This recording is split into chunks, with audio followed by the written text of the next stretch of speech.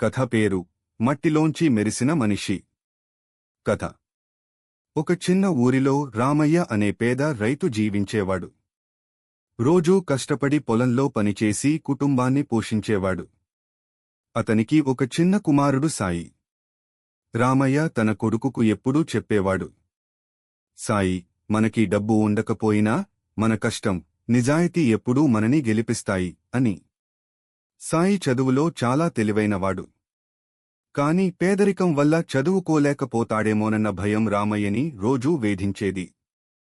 అయినా రాత్రివేళల్లో దీపం కింద సాయి చదువుకుంటూ ఉండేవాడు. ఒకరోజు గ్రామానికి జిల్లా అధికారులు వచ్చారు. గ్రామం నుంచి మెరిసే విద్యార్థులు ఎవరో తెలుసుకుని వారిని స్కాలర్షిప్ కోసం ఎంపిక చేయాలనుకున్నారు. సాయి పరీక్ష రాసి మొదటి స్థానం సాధించాడు. ఆయనకు హైదరాబాద్లో చదివే అవకాశం వచ్చింది. రామయ్య కళ్లలో ఆనంద బాష్పాలు. మట్టిలో పుట్టిన మెరుపు నీలో ఉంది బాబూ అన్నాడు. ఏళ్ల తర్వాత సాయి పెద్ద ఇంజనీర్ అయ్యాడు.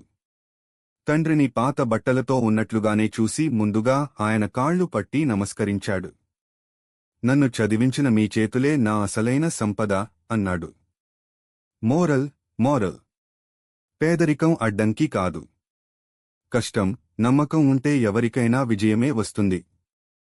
మా స్టోరీ మీకు నచ్చితే లైక్, షేర్, కామెంట్ చేసి ఇలాంటి ఇంట్రెస్టింగ్ స్టోరీస్ కోసం మా ఛానల్ని సబ్స్క్రైబ్ చేసుకోండి.